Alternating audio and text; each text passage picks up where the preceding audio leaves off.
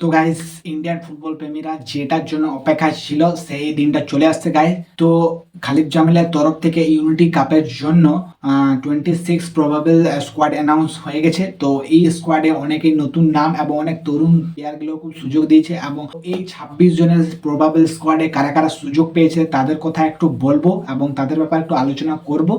তো ভিডিওটা খুব ইন্টারেস্টিং হবে, ভিডিও লাস্ট অব্দি দেখো, খুব ইন্টারেস্টিং ভিডিও হবে গাইস। তো গাইস, প্রথমে কথা বলে নিই যে গোলকিপার পজিশনে কে কে সুযোগ পেয়েছে। তো গোলকিপার পজিশনে সুযোগ পেয়েছে গুরপ্রীত সিং সান্ধু, বিশাল কায়েত এবং ঋত্বিক তিওয়ারি এবং অ্যালবেনি গোমস।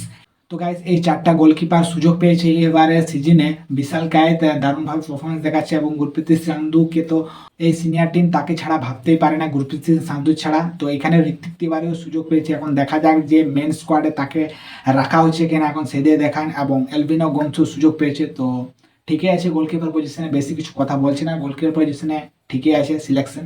তো গাইস, ডিফেন্ডার পজিশনে যারা যারা সুযোগ পেয়েছে, প্রথমত বলে নি যে রাহুল বেকে সুযোগ পেয়েছে, তার সাথে সাথে নিখিল পূজারিও সুযোগ পেয়েছে, তার সাথে রোশন সিং নরম্যান সুযোগ পেয়েছে গাইস। তো গাইস, তার সাথে সাথে অভিষেক সিংও সুযোগ পেয়েছে স্কোয়াডে। তারপরে আনোয়ার আলী আছে, তো আনোয়ার আলীকে ছাড়া এই টিম ইন্ডিয়ার স্কোয়াড ভাবাই যায় না। তো আনোয়ার আলীও সুযোগ পেয়েছে, তার সাথে সাথে সুযোগ পেয়েছে সন্দেশ জিঙ্গান। তো সন্দেশ জিঙ্গান এক্সপিরিয়েন্স অনেক এবং অনেক ইন্ডিয়ার হয়ে ইন্টারন্যাশনাল লেভেলে খেলেছে, তো তার এক্সপিরিয়েন্স অনেকটা কাজে লাগবে। তো সন্দেশ জিঙ্গানও এই স্কোয়াডে ডাক পেয়েছে। তার সাথে সাথে যে আকাশ মিশ্রা আমাদের অনেক তরুণ এবং এখনো সে অনেকটাই খেলতে পারবে ইন্ডিয়ার হয়ে। তো খুব ভালো একটা সিলেকশন, আকাশ মিশ্রাও সুযোগ পেয়েছে। তারপরে হচ্ছে বিজয় ভার্গিস। তো আগের কলাপেও বিজয় ভার্গিসকে কলাপ দিয়েছিল এবং এবারও কলাপ পেয়েছে এবং তার ডেবিউ হয়ে গেছিল আগে কলাপ যখন হয়েছিল। তো এবারও সুযোগ পেয়েছে বিজয় ভার্গিস এবং একটা নতুন মুখ এবং তরুণ ডিফেন্ডার পরমবীরকেও সুযোগ দিয়েছে। তো পরমবীর আগের থেকে ডিজার্ভ করতো এবং এরকমই তরুণ তরুণ এবং কিছু এক্সপিরিয়েন্স এবং কিছু সিনিয়র প্লেয়ারের সঙ্গে তাদেরকে খেলিয়ে নিলে এবং তারা তাদের এক্সপিরিয়েন্স গেইন করতে পারবে তাদের কাছ থেকে এবং অনেক কিছু শিখতে পারবে। তো পরমবীরও সুযোগ পেয়েছে এই 26 ম্যান স্কোয়াডে। এখন সেই ফাইনাল স্কোয়াডে আসতে পারছে কিনা এখন সেদিকেই দেখার। তো গাইস, মিডফিল্ডার পজিশনে অনেকেই সুযোগ পেয়েছে। তো মিডফিল্ডার পজিশনে সুযোগ পেয়েছে প্রথমত আশিক কুরুনিয়ান। তো আশিক কুরুনিয়ান মিডফিল্ডার পজিশনে সুযোগ পেয়েছে। তার সাথে সাথে আছে লালেনওয়ালা লালতে মানে আপুইয়া সুযোগ পেয়েছে। আপুইয়া তো থাকারই কথা, কারণ আপুইয়া ছাড়া আমাদের মিডফিল্ডার একদম ডেড, মানে তাকে ছাড়া ভাবাই যায় না। তার সাথে সাথে সুযোগ পেয়েছে সাহাল আব্দুল সামাদ। সাহালের যে ক্রিয়েটিভিটি সেটা ইন্ডিয়ান টিমে কোচ ভালো করে যাতে তার ট্যালেন্টটাকে শো করাতে পারে বা ইউজ করতে পারে সেদিকে এখন দেখা। তার সাথে সাথে সুযোগ পেয়েছে অনিরুদ্ধ থাপা। তো অনিরুদ্ধ থাপা কামব্যাক হয়েছে আগের কলাপে। অনিরুদ্ধ থাপাকে কোনো একটা পার্সোনাল কারণ বা চুটের কারণে মনে হয় ডাকা হয়েছিল না, এবার সুযোগ পেয়েছে অনিরুদ্ধ থাপা, প্রবাবল স্কোয়াডে তাকে ডাকা হয়েছে। তার সাথে সাথে জিকসেন সিং আছে, তো জিকসেন সিংকে ডাকারই ছিল। জিকসেন সিং, অনিরুদ্ধ থাপা এবং আপুইয়া, এদের ছাড়া আমাদের মিডফিল্ডার এখন দুসরা কাউকে ভাবা যায় না।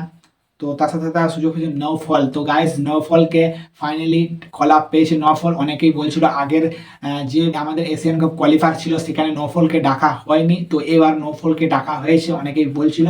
তো এবার দেখা যাক যে নৌফলকে ফাইনাল স্কোয়াডে ডাকা হচ্ছে কিনা এখন সেদিকেই দেখা। তার সাথে সাথে আরেকজন আছে রিকি সাংবাং। তো রিকি সাংবাংকেও দেখা হয়েছে, তো এখন দেখার যে কেমন হচ্ছে। তো গাইস, এখন দেখার যে এদের মধ্যে কারা ফাইনাল স্কোয়াডে সুযোগ পাচ্ছে এখন সেদিকে দেখা। তো এখানে দানেশ ফারুক ভাটের নাম দেখা যাচ্ছে না, তাকে নেওয়া হয়নি এই প্রবাবল স্কোয়াডে। তো আগের স্কোয়াডে ছিল কিন্তু এবারে প্রবাবল স্কোয়াডে তার নাম নেই।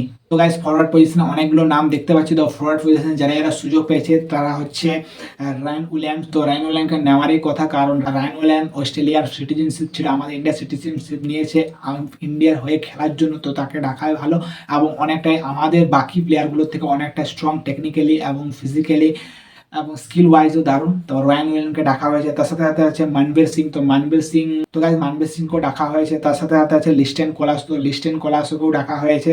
তো গাইস, তার সাথে সাথে সুহেল আহমেদ ভট্টকেও ডাকা হয়েছে। তো এই সুহেল আহমেদ ভট্ট অনেকেই টেকনিক্যালি এবং বক্স টু বক্স স্ট্রাইকার, দারুণ ফিনিশিং দেখায়। তো এখন দেখার যে ইন্ডিয়ার টিমে তার সিলেকশন হচ্ছে কিনা এবং কেমন গেম প্লে দেখাতে পারছে আমাদের ইন্ডিয়ার টিমের হয়ে এখন সেদিকে দেখা। এখন তার সাথে সাথে সুযোগ পেয়েছে এখানে এডওয়েন লালেন্ডিকা। তো এডওয়েন লালেন্ডিকাও সুযোগ পেয়েছে গাইস এই ম্যান স্কোয়াডে ডাক পেয়েছে এবং তার সাথে সাথে লালেন জুয়েলের ছানতেও সুযোগ পেয়েছে এবং রাহিম আলী এবং ফারুক চৌধুরী। তো এই প্লেয়ারগুলো তো থাকে, রহিম আলী এবং ফারুক চৌধুরীকে তো হামেশাই আমাদের কোচ খালিদ জামিল তাদের ফেভারিট নাকি জানি না, তাদেরকে সমস্ত বাড়ি কলা পেয়ে যায় ফারুক চৌধুরী এবং রহিম আলী। তো এখন দেখা যে প্রবাবল স্কোয়াড, তো এই 26 প্রবাবল স্কোয়াড, তো এই প্রবাবল স্কোয়াড থেকে ফাইনাল স্কোয়াডে কারা কারা যেতে পারছে এবং কাদেরকে সিলেকশন দিচ্ছে।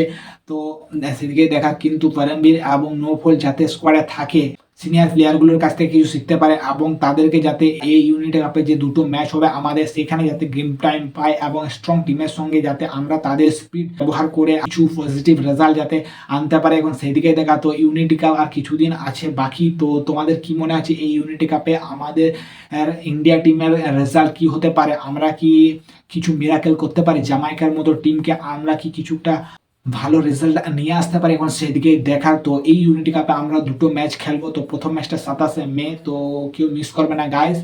তো অন্তত দুটো ম্যাচ খেলবো। তো এরপরে জুন মাসে যে উইন্ডো আছে সেখানের জন্য যে দুটো ফ্রেন্ডলি ম্যাচ হবে সেটাও অ্যানাউন্সমেন্ট হয়ে গেছে, সেটার ব্যাপারে পরে একটা ভিডিও বানিয়ে দেবো। তো তোমাদের কি মনে আছে এই ইউনিটি কাপে ফাইনাল প্লেইং 11 কি হতে পারে ইন্ডিয়ার? তো তোমাদের ওপিনিয়ন কমেন্টে জানাতে পারো, এবং ইন্ডিয়ার রেজাল্ট কি হতে পারে এই ইউনিটি কাপে তোমাদের ওপিনিয়ন কমেন্টে জানাও। তো গাইজ এই স্কোয়াডটা তোমাদের কেমন লাগলো তোমাদের ওপিনিয়ন কমেন্টে জানাও। যদি এই স্কোয়াডে যদি আরো কোনো প্লেয়ার অ্যাড হয়নি বা অ্যাড হওয়ার কথা ছিল তাদেরকে নেওয়া হয়নি সেটাও বলতে পারো। তো গাইজ আজকের ভিডিওতে এইটুকু। ভিডিও যদি ভালো লেগে থাকে তো ভিডিওটা একটা লাইক করো এবং চ্যানেলটা প্রথমবার এসে তো চ্যানেলটাকে সাবস্ক্রাইব করতে ভুলবে না। তো ঠিক আছে গাইজ, দেখা হচ্ছে নতুন কোনো ভিডিওতে।